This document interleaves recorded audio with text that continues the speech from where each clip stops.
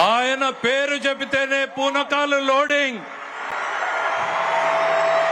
మదపుటేనుగులను కుంకీలతో తరిమేసినట్టు రాజకీయ మదపుటేనుగులను తరిమేయడంలో ఆయన పాత్ర మరువలేనిది.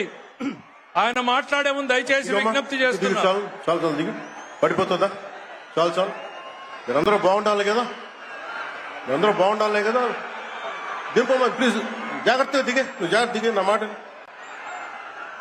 దిగు. తర్వాత అబ్బాయికి వెనక నుంచి వెనక్కి తీసుకురండి, అబ్బాయి ఫోటో ఇద్దాం.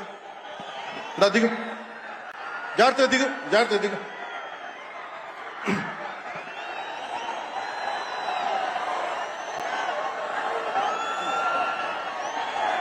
పుట్టపర్తి నారాయణాచార్యులు గారు రచించిన శివతాండవ కావ్యం పుట్టిన నేల, రచించిన నేల, తెలుగు భాష విలువలు పెంచిన నేల, ఆడినమ్మ శివుడు పాడినమ్మ భవుడు అని శివతాండవాన్ని వినిపించిన నేల. ఈ నేల ఒక పుట్టపర్తి నారాయణాచార్యులు,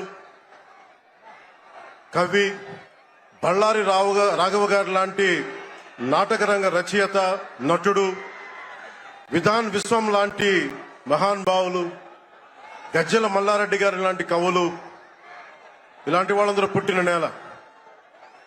ప్రతి రాయలసీమ కవులు కళాకారులు అనేది ఋతువులు ఎన్నైనా మా రాళ్లసీమకి ఒకటే ఋతువు, కరువు ఋతువు.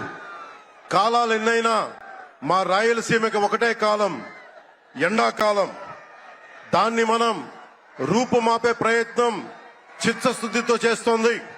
పరిశ్రమలు, ఉద్యాన పంటలు, సాగునీటి ప్రాజెక్టులు మొదలైనవి చేపట్టి రాయలసీమని రతనాల సీమగా మార్చే దిశలోనే